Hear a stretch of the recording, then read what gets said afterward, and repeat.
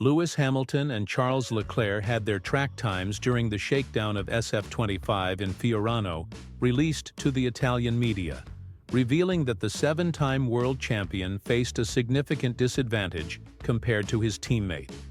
This is not the first time Hamilton has been slower than Leclerc, as the trials in Barcelona were also not in his favor. Are these early signs of difficulty a cause for concern, or simply part of the process of adapting to the new car?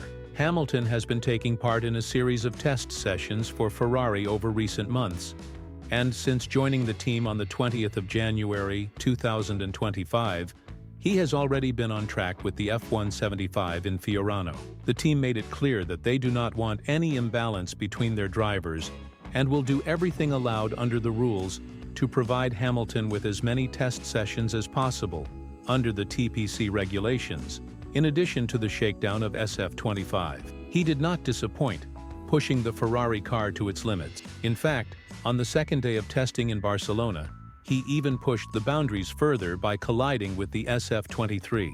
For the Ferrari engineers, however, this incident was a positive sign, as it showed that Hamilton was trying to find the absolute limit of the car, exactly what is expected during these testing periods. Nevertheless, the difference compared to Leclerc was significant in Barcelona, with reports indicating that the driver was approximately 2 seconds slower per lap than his colleague. Although he showed improvement in Fiorano during the shakedown of SF25, the gap between the two remains noticeable. According to information from Gazzetta dello Sport, Hamilton's disadvantage compared to Leclerc in SF25 is currently around 0.8 seconds. While this is not definitive, considering the drivers were not in a competitive session extracting maximum performance from the car, it is concerning to see that in one lap, Hamilton is performing at a much lower level. Had it not been for the difficult years recently experienced at Mercedes, perhaps this discussion would not have gained so much attention.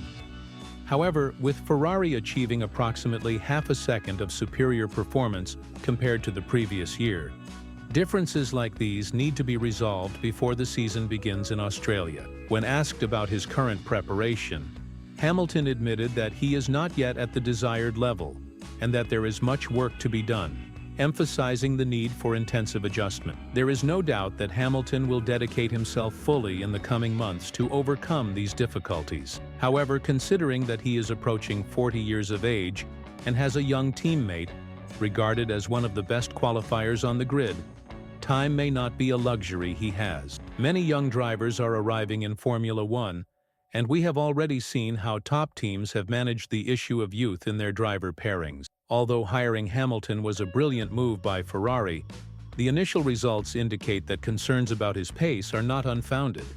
Hamilton is undoubtedly a driver who has won nearly every honor available in this sport. Yet he is entering a phase where he may no longer hold an advantage in several aspects, including performance relative to his teammate. While it was once believed that his decline in fast lap times at Mercedes was due to last-minute car adjustments, it is also important to note that George Russell demonstrated consistency and adaptability throughout the season. Given the situation, and the fact that Hamilton announced his departure even before testing the W15, the responsibility naturally fell on Mercedes. The positive news is that Hamilton will have 3 days of testing in Bahrain, which equates to approximately 12 hours on track to prepare for the season opener in Melbourne. Each day, the teams and drivers will have 18 hours on track, divided into 2 sessions of 4 hours in the morning and 4 hours in the afternoon, with only 1 car per team allowed on track, and at most 10 drivers running simultaneously. There is no doubt that this will be one of the greatest challenges for Hamilton before the first race of the 2025 season, as there will be no further opportunity. The 16th of March is approaching, and it will be up to Hamilton and Ferrari to decide whether he is ready or not. Another point of concern for Ferrari is that this will be the first time the team will place both of its drivers in an entirely new car. Leclerc may have more experience with the previous models, which could benefit him in adapting to SF25. However, considering that the 2025 model is completely renewed and almost revolutionary, with 99% of the parts replaced, a deficit of 0.8 seconds per lap will be unacceptable if it persists throughout the season. Hamilton's objective is clear: to help Ferrari win and to ensure that the team does not face difficulties in the Constructors' Championship. Both he and Leclerc agree that by the end of the season, at least one of the titles must be in their hand. In an interview about the major prizes and the future of Ferrari, Hamilton stressed that he and Charles have an excellent relationship, considering Leclerc an extremely competitive driver. He recalled having made that statement in Bahrain many years ago and believes that Charles has a bright future ahead. At only 27 years old, Leclerc shows remarkable maturity for his age, probably even more so than Hamilton did at 27. The two will work together to keep the team on the right path. If Hamilton manages to win another title, an undisputed objective for the team, he does not see himself stopping there. For him, it is not just about winning his 8th World Championship, but about achieving his first title with Ferrari and etching his name in the team's history. This achievement will become even more difficult if the performance gap between the drivers exceeds 2 or 3/10 of a second. We saw in 2024 that with such closely matched regulations and several teams battling for victories, a variation of that magnitude can be decisive in separating the pole position from the 6th spot on the grid. And no one wants to start too far back, since even though the rules favor overtaking, putting them into practice on track is much more challenging.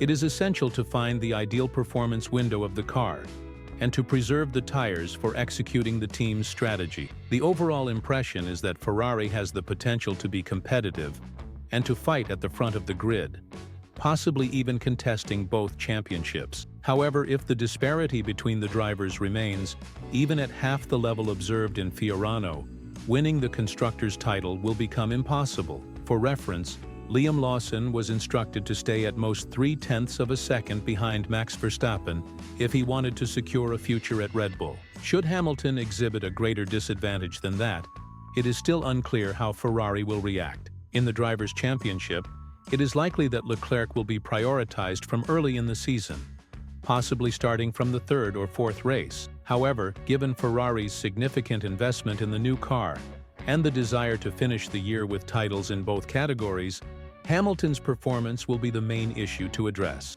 As Leclerc stated, anything less than at least one championship in 2025 will be considered a failure, which increases the pressure on Hamilton, since it has already been shown that one driver alone cannot secure the Constructors' Championship. Max Verstappen managed to defend his driver's title, but the considerable performance gap between him and Sergio Pérez meant that Red Bull finished only in 3rd place in the Constructors' Championship. This feat made Verstappen only the 3rd driver, after Keke Rosberg and Nelson Piquet, to win a world title without his team winning the Constructors' Championship. When asked about Ferrari's goals and the importance of leading the category, Leclerc stated that only on track will it be revealed whether SF25 is truly the best car, but that it is undoubtedly better than the model from 2024. For him, the most logical objective is the Constructors' Championship. Last year, the team finished in 2nd place, very close to McLaren, but their dream has always been to win the title, and he hopes that this will be achieved in 2025. With all of this in mind, the question remains, will Hamilton be able to overcome these difficulties and improve his pace in fast laps? And more importantly, will he become a problem for Ferrari or continue to be an asset for the team?